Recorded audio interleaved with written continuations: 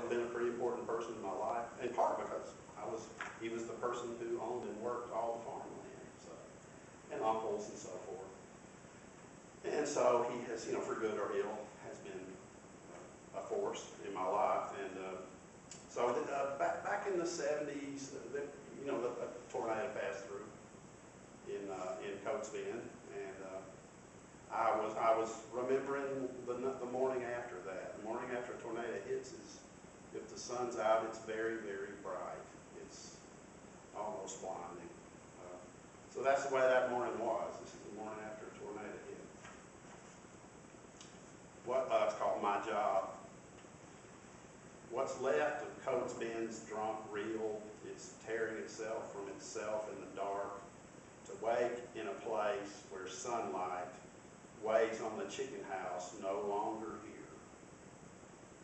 Tornado, rag flap, roof tin cuff for a pecan trunk, John boat adrift in the pasture, breath all but torn from a battered white hen tottering in the red road by where the barn learned to fly. Lower beak broken, one eye a dirty cloud, slight scream left in the lungs. The blue pickup rumbles up. My father hands me the 22.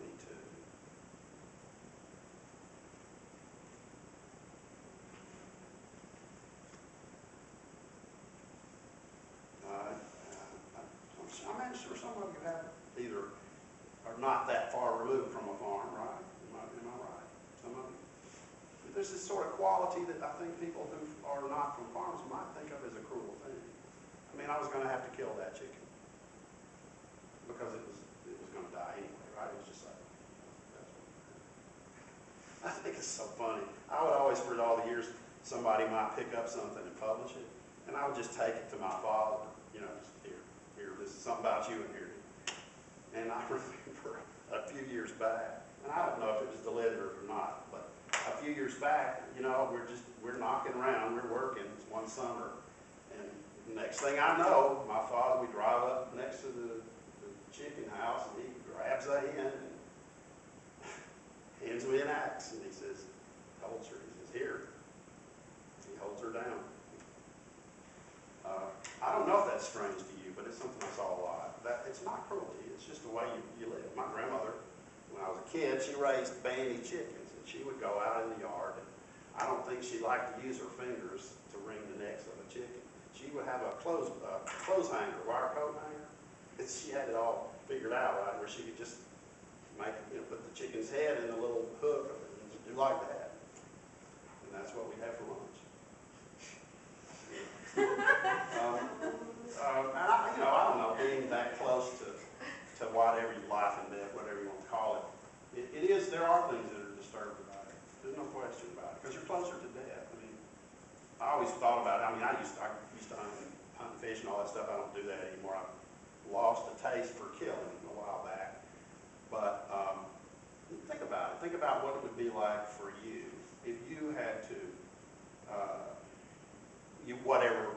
use the .22 rifle to shoot the cow that you were going to eat something from. What would that be like to you? See, what we do is we go to the grocery store and it's wrapped up and it's pretty, right? We just buy it. That was important for me to know what it was like to see something I had shot die. That was important for me to see that. I'm not saying you should, but I realized that there's a way in which we seem to be deliberately removing ourselves from that intimacy with, I could say, nature, that intimacy that is part of us. That's a lamentable thing to me, as far as I'm concerned, having been exposed to those things, and to hands-on, and to artwork, and gardens, and when do you plant this, and all those things was a gift, a huge gift. I have a younger sister who, on the other hand, if she sees a bug in a room, runs screaming from the room. So here's one. This one was called Moth. A few years back in that shack that I stay in, there was I can't remember the names of them, but there was a kind of worm that was eating the Bermuda grass, which is not good because my father raised hay. So anyway, and this moth there was a larval stage and then there was a moth stage. So I was in the house, and the house, most people don't want to stay down there because there's no telling what kind of critters going to come through there. But, so there were just hundreds of these gray moths in this little house, and I just couldn't stand it. I had to swat at them. It was a losing battle, you know. If you ever tried to swat at a moth, don't do it. Just give up. You can't, there's no way. And it's not like it's not like they're doing it on purpose.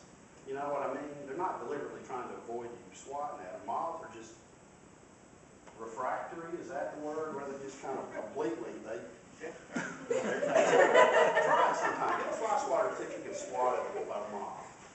It's just, and I'm not talking about a big, pretty Luna moth, okay? I'm talking about a really ugly little gray moth, you know, whose larval stage is eating your Bermuda grass.